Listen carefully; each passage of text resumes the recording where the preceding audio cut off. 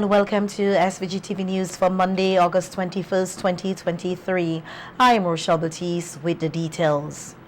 4.9 inches of rainfall were recorded across St. Vincent and the Grenadines for the weekend period, and the flash flood watch, which was in effect for the island chain, has been discontinued. This is according to the SVG Met Services, which said unstable conditions, however, linger across the islands. A number of landslides were reported as a result of the heavy rainfall, and workers with the Roads, Building and General Services Authority, BRAXA, were seen out today clearing the debris. In its 72 hours outlook issued on Sunday, the Met Services says instability will continue to be across the islands today and tomorrow, although a reduction in shower activity is forecast. It says Tropical Depression 6 has formed, and behind is a strong disturbance with high chance of cyclone formation. However, these two systems continue to pose no direct threat to St. Vincent and the Grenadines. Strong southerly trades between 30 to 40 kilometers per hour will continue to move across the island, gradually decreasing to fresh breeze, and the seas will gradually retreat to slight to moderate with no significant haze intrusion. Tomorrow's forecast is said to be cloudy and breezy at times, with a few scattered showers and chance of isolated thunderstorms. Director of the National Insurance Services, the NIS, Stuart Haynes, has maintained the position that if there is no changes in the contribution rate and the benefit levels, the reserves will be depleted by 2034. However, this does not mean the end of the NIS. Haynes was at the time explaining the challenges facing the future of Social Security in SVG without reform at a news briefing today on the 11th actuarial review, in which reflects the NIS financial experience up to December 31st, 2019. So at some point we expect that the reserve will be insufficient to meet the obligations. And that reserve is projected to be depleted at current contribution rate and benefit levels, simply because we project that benefit will grow if we look at the graph on the right exponentially. So the benefit trend will continue. So at the current design, the benefit will continue to grow exponentially. And we see between 2019 there and 2079, the contribution rate remain fixed. That was the assumption used by the actuary. So given the current benefit levels, given the current contribution rate, it is projected that the funds will be exhausted in 2034, and that is expected because it's a partially funded program. Then the reserve as a proportion of expenditure will naturally come to zero at 2034 because the reserve there would be zero. But we're also seeing the impact of population aging. We see the number of contributors are declining. And this is a real problem that we're dealing with. This is a major driver of the cost, the ratio of workers to pensioners. Once that ratio of workers to pensioners reduces, then the cost of Social Security increases. So this is the problem that we are fighting, because at the end of the day, what you want to do as an actuary is to reduce the growth of this yellow line. So it's growing too steep and too fast. So what you want to do is to temper that growth. Once you could temper that growth, make an adjustment to the benefit design, then the next step is to determine which contribution rate would be adequate to fund this over a period of time. So we control the cost, then we treat with how we're going to finance the benefit on a forward-looking basis. So the contribution rate adjustment is secondary. The focus is how we slow down the growth of benefit. And the growth of benefit is somewhat dependent on external factors. We see the demographics there, really unfavorable for Social Security, the contributors declining, pensioners growing. Haynes noted that in 2021, the total expenditure exceeded the total income, and as a consequence, they had to tap into the reserves to meet some of the expenses. We partially funded. It's a hybrid finance where we say on one end, we use the contributions from workers, and on the other end, it's partially funded. So the partially funded mechanism now in play, where we're utilizing a proportion of the reserve to meet the recurrent expenditure. The fund is expected to be depleted between 2033 and 2036. Why? When you perform an actuarial review, you are performing a review 60 years into the future. High degree of uncertainty. So therefore, you have to engage in what we call a scenario analysis. You do what is best estimate, what is most likely, what is the worst case, or the pessimistic case, and what is the optimistic case. So between that, 2033 and 2036, the fund is projected to be depleted.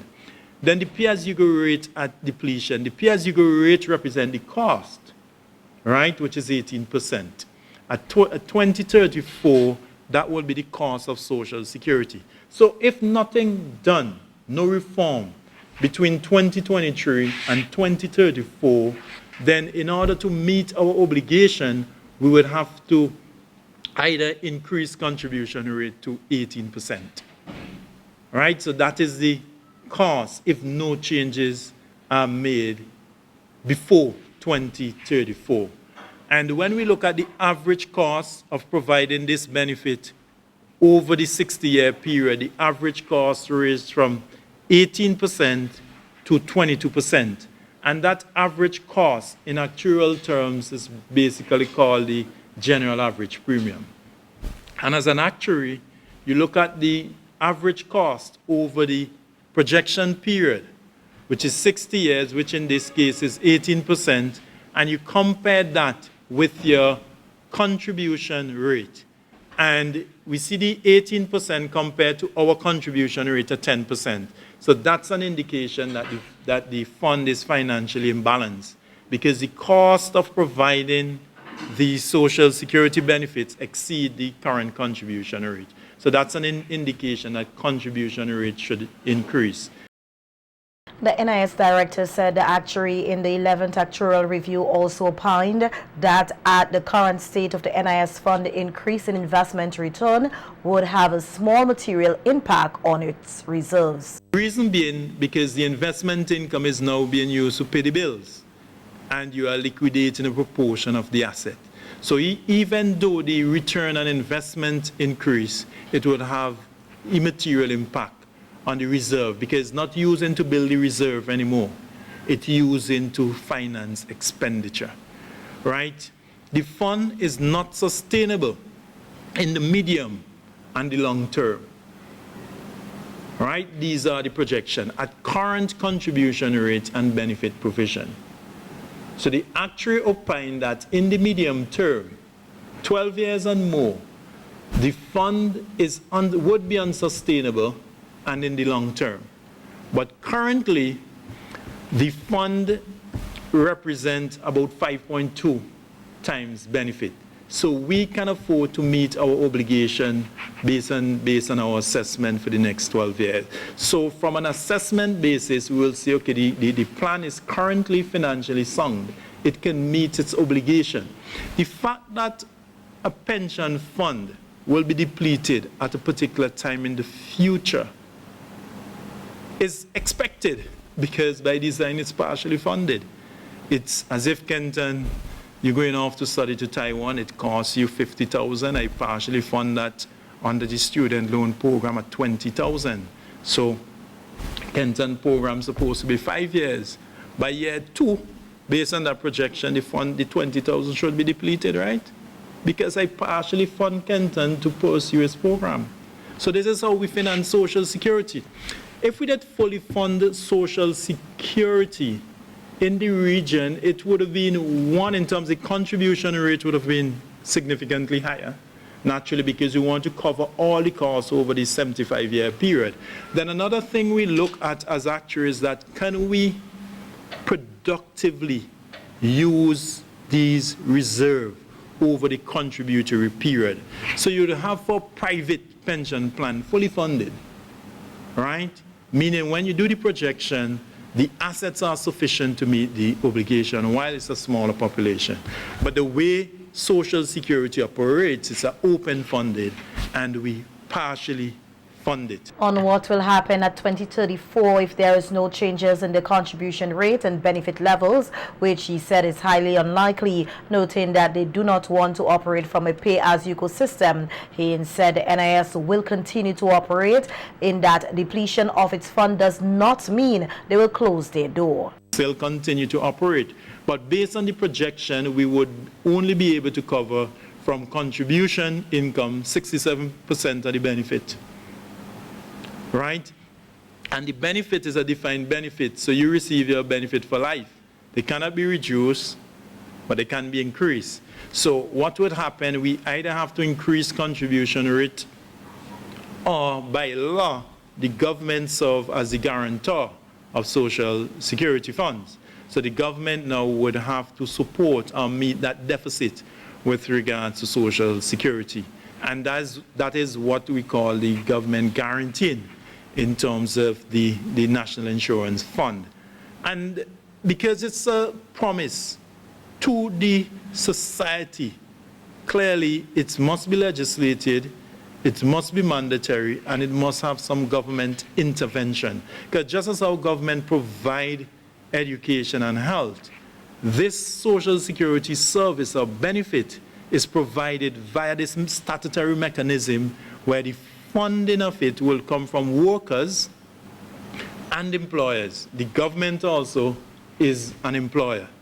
So this is somewhat a buffer fund to ensure that the society is protected against contingency that result in loss of income. And a government typically provides this protection via two ways: the social insurance, which is the NIS, and the social assistance program. So we are operating or administering the social insurance program. Among the recommendations made to ensure the sustainability of the NIS and prevent the depletion of its fund beyond 2034, as outlined in the 11th actuarial review, are increasing the contribution rate from 10% and increasing the retirement age from 65 years. In other news now, we hear that Prime Minister Dr. Raul Gonsalves has expressed dissatisfaction with the service being provided by Inter-Caribbean Airlines throughout the region. On the radio on Sunday, Prime Minister Gonsalves characterized the service being offered by the airline as absolutely terrible, and that he is awaiting a document from the Caribbean Development Bank, which he should have already received, pertaining to the establishment of a new LIAT. Like as a result of the discussion which I had with the president of the CDB and his team when they came a few weeks ago, I suggested some practical things to them. And I thought their estimate for starting the new airline was a little on the lower side, knowing what we went through when we did the refleeting of LIAT. But we need this. We need there's an initiative which Gaston Brown sent two of his officials down to talk to me about an initiative which he was having. But I was suggesting that we don't need to have these initiatives at cross purposes. They can be initiatives together. And I raised some issues also with them. But you know, Cecil, all the time when I'm begging leaders all throughout the Caribbean, put money in LIAT, either in equity or market support. Yeah. But men and women getting a free ride, and in St. Vincent, they ain't paying you attention, and in St. Vincent and the Grenadines, I talk to people, and then you had a lot of persons who are not studying the thing carefully. Oh, I'll put too much money in LIAT and so on.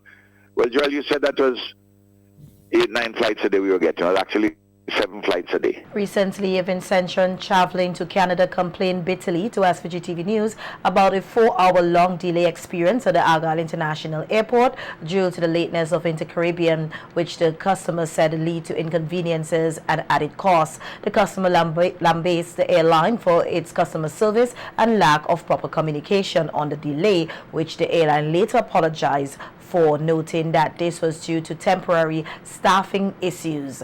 To help ease the travel woes in the region, Prime Minister Gonzalez said along with Caribbean Airlines, he is in talks with Mustique Airways to see how they can assist. It was a big help. Cal is putting in some things. I'm working with Mustique Company for them to they have 5 twin otters, 19-seaters. One is being serviced right now. I want to see if we could get them with a little more regular service, service out to St. Vincent, to Barbados, Trinidad, neighboring islands of St. Lucia and the like. And I've actually asked them if they can purchase 3 more to add to the fleet now. And so we can we have to service some of our demand. Okay. You with me? Yes. While we get full solutions, and then of course, when Barbados, for its own domestic reasons, its own fiscal reasons said, and its own considerations, thought that they couldn't continue anymore with Liat, and that was gone. It was, as I said to Gaston, I said, Gaston, this thing, you and I can't carry this alone. It will give us Bamanco. I use a local expression now. Yes. But the funny thing about it is this: you had people in St. Vincent and the Grenadines, and in Parliament, the opposition beating me all the time. What you're doing, you're wasting government money. You heard all the know-alls on the radio and so on. Now, of course, they're apologizing. Well, not those in the NDP. Other people say, well, boy, sorry, we didn't understand it that way. And this is when look, I have dedicated my life to this region and this country. I'm not going to come and talk to people anything which I consider to be wrong or false or anything like that as regards public policy. I come straight with you and explain to you, just as I'm doing with the NIS. In more local news now, we hear that Vincentians are being encouraged to get familiar with food labels to understand exactly what food that they are consuming. On NBC Radio Face-to-Face program today, former senior nursing officer Sister Rosita King said that Diabetes and Hypertension Association is working along with Healthy Caribbean Coalition to have clearly identified package warning labels to allow customers to correctly, quickly and easily identify produce which contain excessive amount of critical nutrition. And these critical nutrition are of public health concern because, they are sugars, total fat, saturated fats, trans fat, and sodium. And when you hear these, you must recognize it has to link to non-communicable disease, obesity. In particular, we know high blood pressure, high levels of blood sugar, and overweight and obesity. So the important is for persons to be able to practically pick up the importance of having this item. I cannot buy this item because there are too much salt or too much sugar. So the important is to alert in the public of making sure that they do not purchase items that will be harmful to their health. When you look at the different types of sweeteners in those products, so you may say sodium, you will see trans fat. But what this is also helping you to do, because what is happening with those, these are fine. When you go to the supermarket and you pick up a product, you recognize you have to be, if you're not wearing glasses, you have to put on some light to see what is written there and the content. So what these labels are doing now, or what they want to introduce in the Caribbean, is these, once you spot a produce, it will have the octagonal shape, and it will mark high in sugar or high in fat. So it will be easy for you to identify instead of going to read to see how much sodium, how much sweeteners in there, So that is why it is important that the Caribbean, including St. Vincent and the Grenadines, get on board with the front of label packaging warning packages are labeled so that the person wouldn't have to go close to find what is sodium or what different type of sugars in it. it is fructose or lactose or whatever it is. But these packages right away you will recognize because the shape of, and it will mark high in sugars or high in fat. King says there are certain nutritional content indicators that persons should check for when shopping, including salt content level, which should be less than 10 grams. You have to identify the importance. So if you are not, even though you don't have to be a diabetic or hypertensive or heart case, every one of us should be able to go to the market or supermarket and be able to say, okay, I have to make sure I am taking something important because it's important to reduce, because these high levels of nutrients are going to give you issues, unhealthy diet, unhealthy issues. So it is important that once you are aware, sugars are things that you are going to look for, fat. So you're going to look how much fat content in that. And we are aware that even in our children, because there are increased obesity and overweight in our children, and this label will be so important, especially for our snacks and the drinks.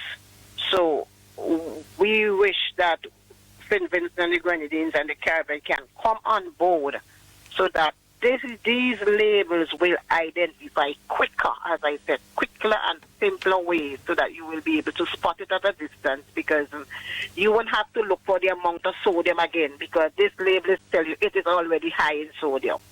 So the label will be on the package, high in sodium, high in fat. So you will just turn away and look for something else. All right. The former senior nursing officer said failing to monitor sodium and sugar intake can result in serious health risks, especially for persons suffering with diabetes and hypertension. We should be aware in relation to our body. Our body is so make that we, including all these high contents of sugar, sodium you will know is salt, and fats, and it can be fat, trans fat or saturated fat. In relation to high levels of sugar, high levels of sugar in your blood, consistently eating produce or drinking a lot of those carbonated drinks, and not also eating properly, exercising is a must. And if you have a strong family history of sugar, diabetes, you can recognize that you can become affected and have high levels of blood sugars in your blood. And this can be identified. Sometimes you're not even aware when you go for a check. Then when you do your blood sugars, it is greater than 200 after having a meal, or even greater than 200 or 300 plus. And also, you may recognize that you start having issues, passing a lot of urine, frequent drinking, itching. So that high levels of sugar can affect you, and you can either become a diabetic or pre-diabetes. So that is why it is important that you have a healthy diet and you decrease the amount of sugars and do not add sugar to whatever you are eating or drinking. 1 level teaspoon of salt is recommended for the day. Yeah. So if you think about it, you recognize that we are really having too much salt in our diet, because it is recommended 1 level teaspoon of salt is recommended for us in a day.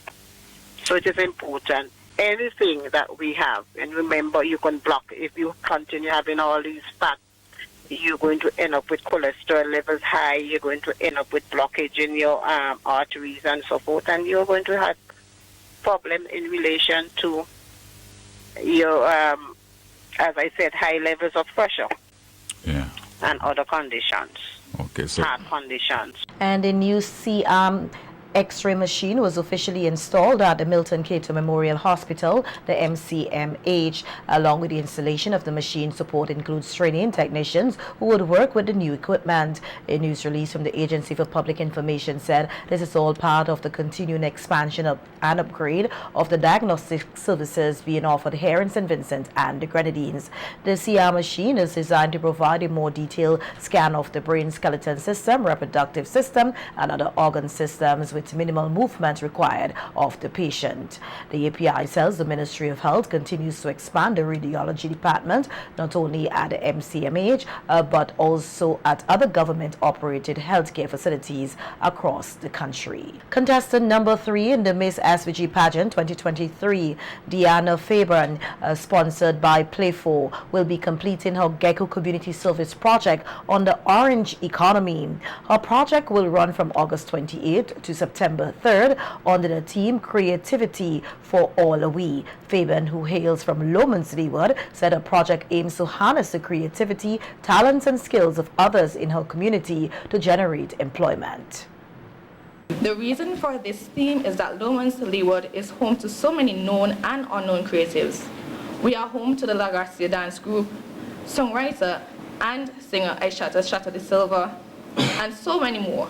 The orange economy, or the creative economy, includes those activities based on creativity, individual talent and skill, and activities which have the potential to create jobs and wealth. Fabian will start off her community service project with a fun and interactive session in the form of a sip and paint, where she will be able to discuss with residents of Lomans Leeward plans for their development and to take the community forward.